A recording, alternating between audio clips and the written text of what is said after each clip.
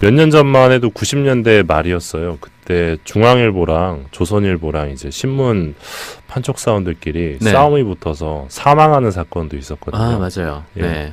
아무튼 그 정도로 이제 과열 경쟁 상태였는데 뭐 그런 부분도 좀 진정시키면서 좀 그 신문 시장이 워낙 조중동 중심의 어떤 독점 체제로 이어지다 보니까 네. 여기에서 발생하는 불공정 관행들이 있어서 이걸 좀 고쳐보겠다 하면서 내놨던 게 신문고시였습니다. 근데 이 신문고시에 관련해서 100분 토론이 토론을 했는데 네. 이날 사회자가 유시민 씨였습니다. 이날 유시민 씨가 100분 토론에서 신문고시에 대해 찬성하는 사람으로서 이렇게 발언을 하면서 사회자임에도 불구하고 자신의 입장을 피력했다. 이렇게 조선일보가 주장을 한 겁니다. 네. 조선일보는 이제 객관적이고 중도적인 입장에서 토론을 이끌어가야 할 사회자가 한쪽의 편을 든 이 같은 발언을 한 것은 네. 편파 진행이다. 이렇게 굉장히 강하게 비판을 했고요. 100분 토론이 사실 그 무렵에 언론개혁을 주제로 여러 차례 토론을 했습니다. 그래서 네. 이 부분을 좀 거론을 하면서 이른바 언론개혁을 주제로 다룬 여러 차례 토론에서 사회자 유시민 씨는 한쪽으로 기우는 진행을 했다는 비판을 들어왔다. 이렇게 조선일보가 주장을 했고요. 유 씨는 지난주 발족한 언론개혁 100인 모임에도 가입을 했다. 언론개혁 100인 모임. 네. 예. 유 씨는 신문고시와 같은 언론개혁 주제 토론의 사회자로는 적합하지 않다. 이렇게 주장을 했고 또 언론개혁 편에 서서 성명을 발표하고 시위를 참여하는 이런 행동을 할 사람에게 진행을 맡기는 것은 방송의 공정성을 훼손하고 프로그램의 권위를 떨어뜨리는 처사다. 이렇게 네. 강하게 비판을 했습니다.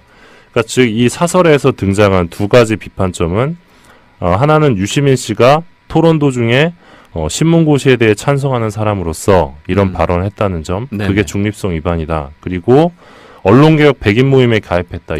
이 크게 두 가지 비판 지점입니다. 네. 이렇게 사설로 이 내용이 나갔는데 둘 다 사실이 아니었습니다. 아, 그래요? 예.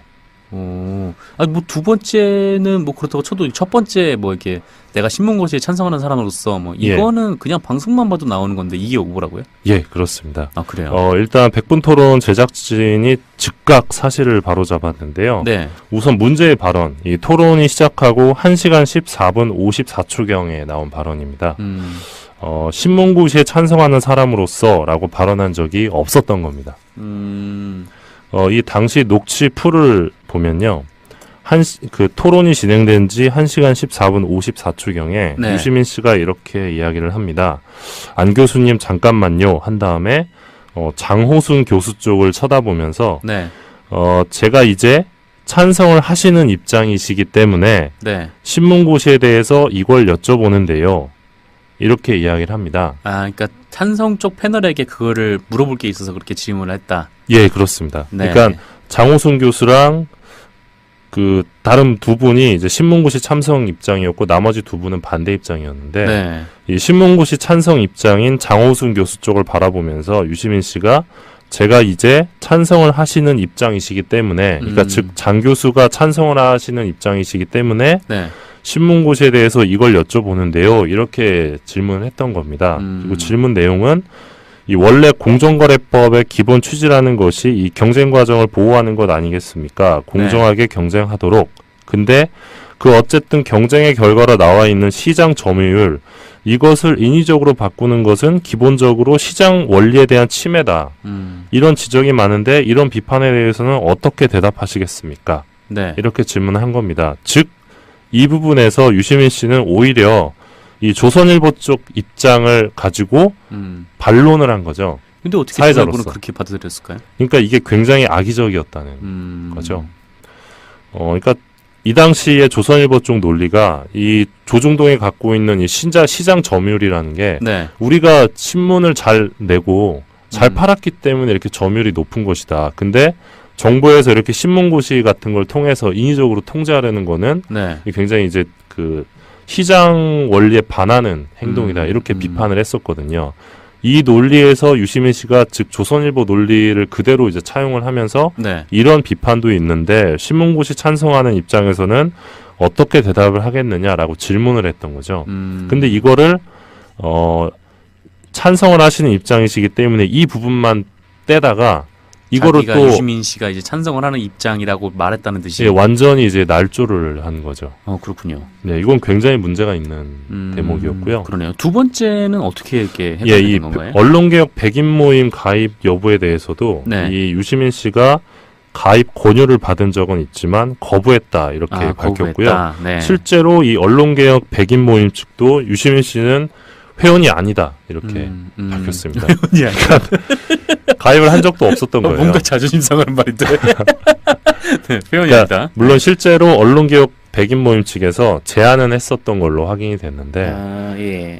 유시민 씨가 거부한 것으로. 예, 그래서 실제로 빠졌어요. 그러니까 이 조선일보 사설이 갖고 있는 이 두 가지 주요한 그 비판 지점, 이 두 가지 지점이 다 사실과 달랐던 거짓이라는 거죠. 예. 네. 근데 조선일보가 이 부분을 알고 초판 사설을 고칩니다. 사설을 고쳤는데 배달판에서는 이 언론개혁 백인 모임 회원이다. 이 네. 점이 고쳐지지가 않았던 거예요. 그래서 초판에서도 오보가 있었고 배달판에서도 이제 오보가 있었던 겁니다. 그리고 온라인에서는 이 초판 사설 내용이 그대로 걸려 있었습니다. 한동안. 네.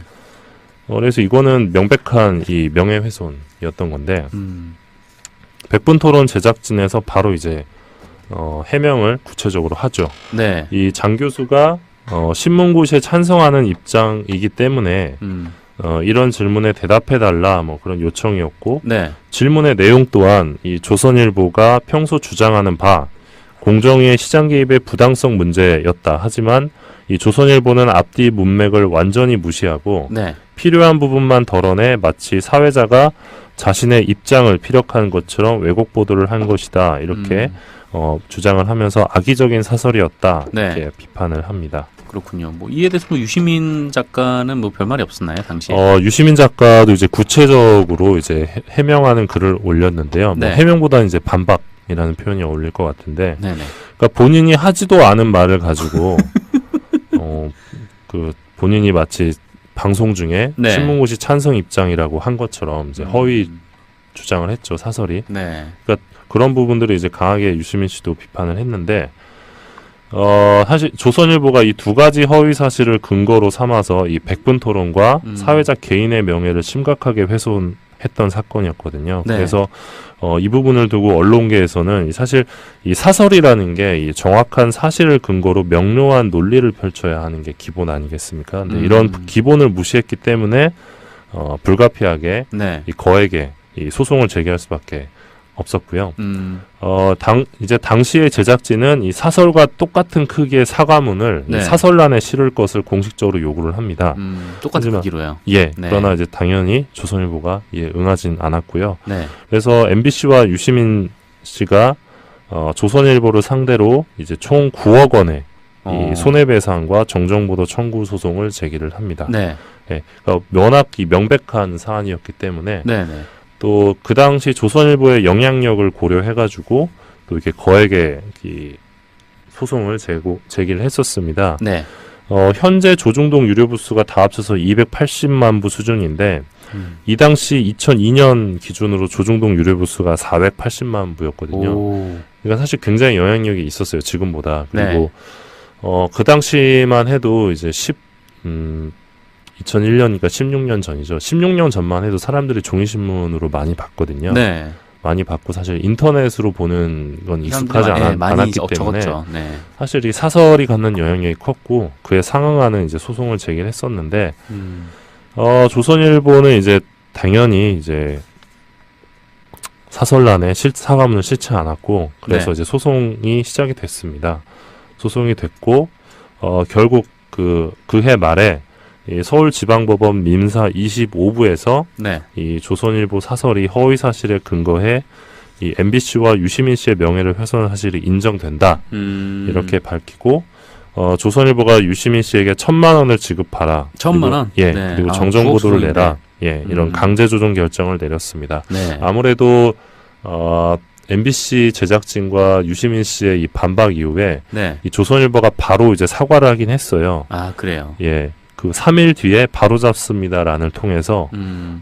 유 씨의 발언을 재확인한 결과 이 발언 취지를 오해한 것으로 판명돼 바로잡았으며 유 씨가 백인 모임에 가입했다는 근거는 기자협회와 미디어오늘을 참고했다 이렇게 해명을 했거든요. 네. 왜 저희를 끌고 들어가는지 모르겠는데 아무튼 그렇게 해명을 했던 부분이 좀 정상 참작이 돼서 네. 1,000만 원으로 마무리가 됐고 법원 판결 이후에 이 조선일보는 이제 MBC와 유시민 씨에게 유감의 뜻을 표한다 이런 정정 보도문을 실었습니다. 유시민 씨 같은 경우는 뭐 더 이상 이제 소송을 진행하지 않고 마무리하겠다 해서 1,000만 원 선에서 끝났는데 네.